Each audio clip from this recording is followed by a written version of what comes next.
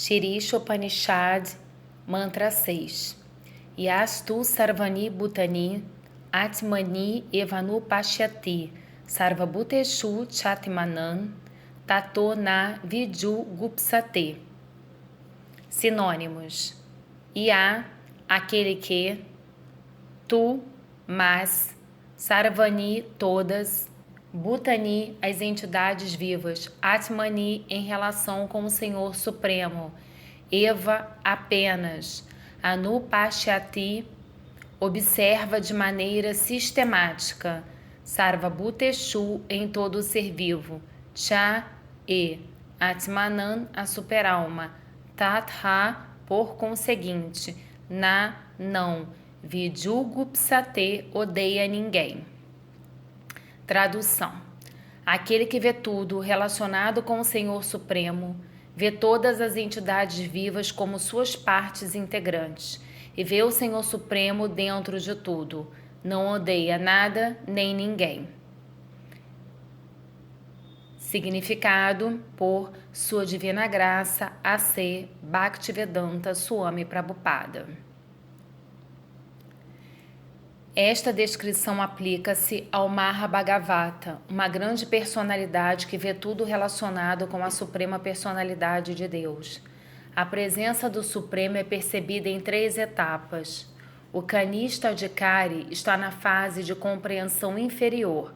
De acordo com sua fé religiosa, ele se dirige a um lugar de adoração, tal como um templo, igreja ou mesquita, onde adora segundo os preceitos das Escrituras. Os devotos que estão nessa fase consideram que o Senhor está presente no lugar onde se presta adoração e em nenhuma outra parte. Eles não conseguem determinar em que posição situa-se alguém que presta serviço devocional. Tampouco podem definir quem é que compreendeu o Senhor Supremo. Esses devotos seguem as fórmulas rotineiras e às vezes brigam entre si, considerando um tipo de devoção melhor do que outro. Na verdade, esses Kanishta Adhikaris são devotos materialistas que simplesmente tentam transcender os limites materiais para atingir o plano espiritual. Aqueles que alcançam a segunda fase de percepção chamam-se Madhyama Adhikaris. Esses devotos observam as distinções entre as 4 categorias de seres: o Senhor Supremo, os devotos do Senhor, os inocentes que não têm conhecimento acerca do Senhor e os ateístas que não têm fé no Senhor, e nem naqueles que prestam serviço devocional ao Senhor.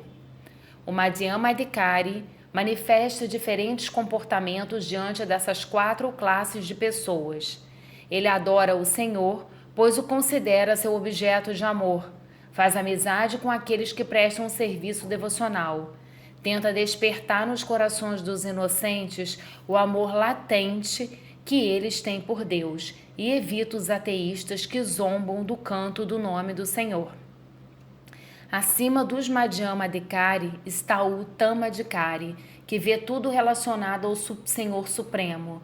Semelhante devoto não discrimina entre um ateísta e um teísta, mas vê todos como partes integrantes de Deus. Ele sabe que não existe uma diferença essencial entre um Brahmana altamente erudito e um cão na rua, porque ambos são partes integrantes do Senhor, embora estejam aprisionados em diferentes corpos, como consequência das diferentes qualidades das atividades que executaram em vidas passadas. Ele vê que a partícula Brahmana do Senhor Supremo não abusou da pequena independência que recebeu do Senhor, e que a partícula cão do Senhor abusou de sua independência e, portanto, está sendo punida pelas leis da natureza, que a forçaram a aceitar a forma de cão. Sem levar em consideração as respectivas ações executadas pelo Brahmana e pelo cão, o Uttama Adhikari tenta fazer o bem a ambos. Semelhante devoto erudito não se deixa impressionar pelos corpos materiais, mas se sente atraído pela centelha espiritual que está dentro deles.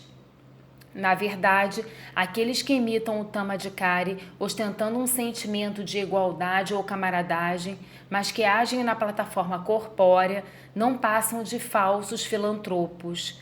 É com o Tamadikari que devemos aprender o conceito de fraternidade universal, e não com um tolo que não tem a devida compreensão acerca da alma individual ou da superalma, a expansão do Senhor Supremo que reside em toda parte.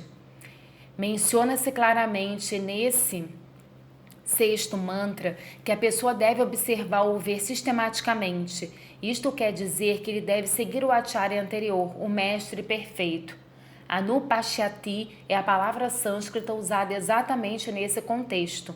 Anu significa seguir e pashyati, observar. Logo, a palavra anupashyati significa que ninguém deve ver as coisas com o olho nu, mas todos devem seguir os acharyas anteriores. Devido a defeitos materiais, o olho nu não pode ter uma visão correta, só pode ver corretamente quem ouviu uma fonte superior. E a fonte mais elevada é a sabedoria védica, falada pelo próprio Senhor. A verdade védica é transmitida em sucessão discipular, começando com o próprio Senhor e seu discípulo, Brahma. E de Brahma a Narada, de Narada a Vyasa, e de Vyasa a muitos de seus discípulos. Outrora, não era necessário registrar as mensagens dos Vedas, porque as pessoas de eras passadas eram mais inteligentes e tinham uma memória mais aguçada. Elas podiam seguir as instruções só por ouvirem uma única vez o mestre espiritual genuíno. Atualmente, existem muitos comentários sobre as escrituras reveladas, mas a maioria deles não está na linha de sucessão discipular proveniente de Srila Vyasadeva, que compilou originalmente a sabedoria védica. A obra final mais perfeita e sublime, escrita por Srila Vyasadeva, foi o Srimad Bhagavatam, que é um comentário natural sobre o Vedanta Sutra. Há também a Bhagavad Gita, que foi falada pelo próprio Senhor e registrada por Vyasadeva. Estas são as escrituras reveladas mais importantes, e qualquer comentário que contradiga os princípios contidos na Bhagavad Gita ou no Srimad Bhagavatam não é autorizado. Existe perfeita harmonia entre os Upanishads, o Vedanta Sutra, os Vedas, a Bhagavad Gita e o Srimad Bhagavatam, e não se deve tentar chegar a conclusão alguma sobre os Vedas sem receber as instruções transmitidas pelos membros da sucessão discipular de Vyasadeva, que acreditam na personalidade de Deus e em suas diversas energias explicadas no Shri Upanishad. Segundo a Bhagavad Gita 18.54, apenas alguém que já esteja na plataforma liberada, Brahma Buddha, pode tornar-se um devoto Uttamadikari e ver a cada ser vivo como seu próprio irmão. Os políticos que vivem atrás de ganhos materiais não podem ter essa visão. Quem imita os sintomas de um Uttamadikari talvez sirva o corpo material em troca da fama ou recompensa material, mas não serve a alma espiritual. Semelhante imitador não recebe informações a respeito do mundo espiritual. O Tamadikari vê a alma espiritual dentro do corpo material, a qual ele serve como espírito. Deste modo, o aspecto material é automaticamente servido.